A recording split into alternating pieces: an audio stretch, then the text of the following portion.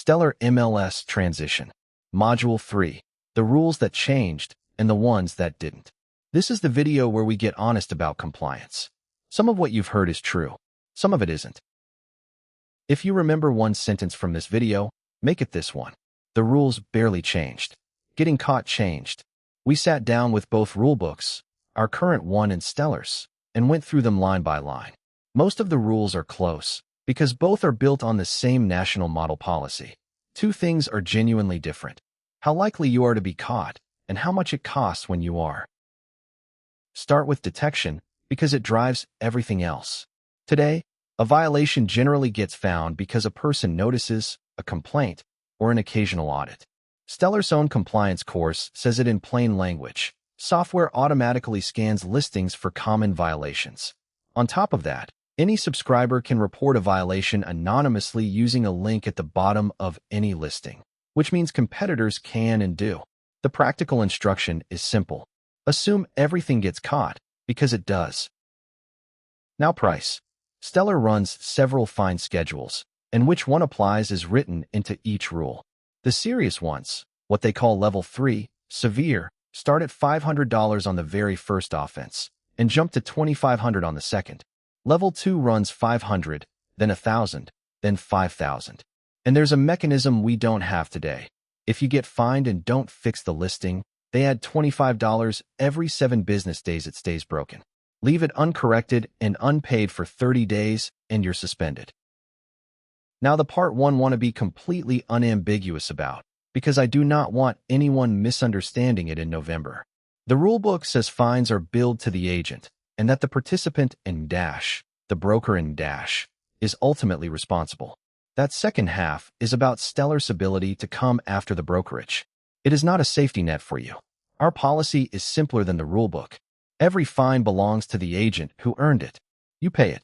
And if this brokerage gets fined on top of it, because your infraction triggered a penalty at the office level, that gets billed to you too.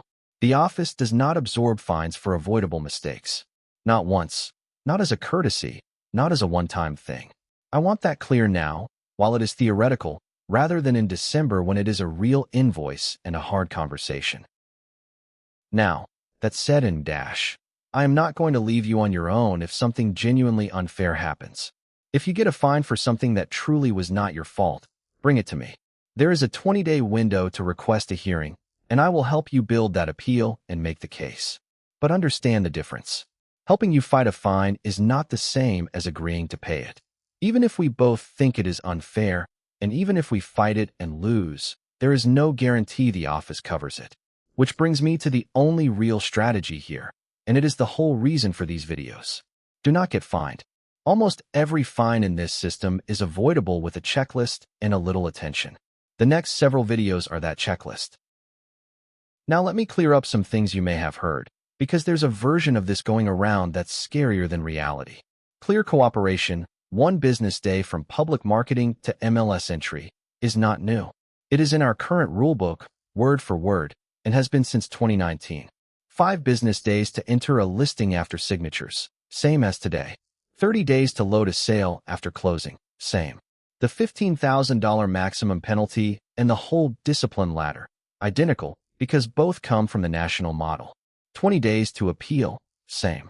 If somebody tells you clear cooperation is a new Stellar rule, they're wrong. Here's one that surprised us. On the deadlines we actually miss most often, Stellar is more generous, not less. Our current rules give you 1 business day to report a pending, a sold, or a price change. Stellar gives you 2 days. And under our current rules, when a fine is issued, it's charged to both the broker and the agent. $50 becomes $100. Stellar charges it once. So on those points we're getting more room, not less. The danger isn't the clock. It's that from November 3rd, missing it will be noticed every single time. So what is genuinely new? 2 things.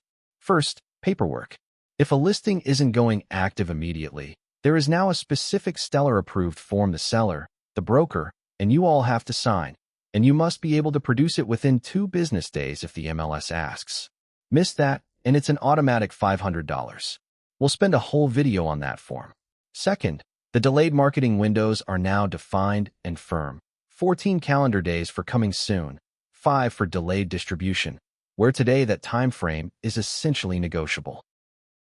That's the honest accounting.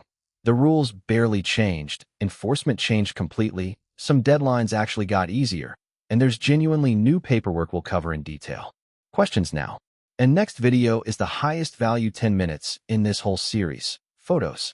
3 of Stellar's 5 most common violations across their entire 80,000 member footprint are photo rules, and every one of them is easy to avoid once you know it.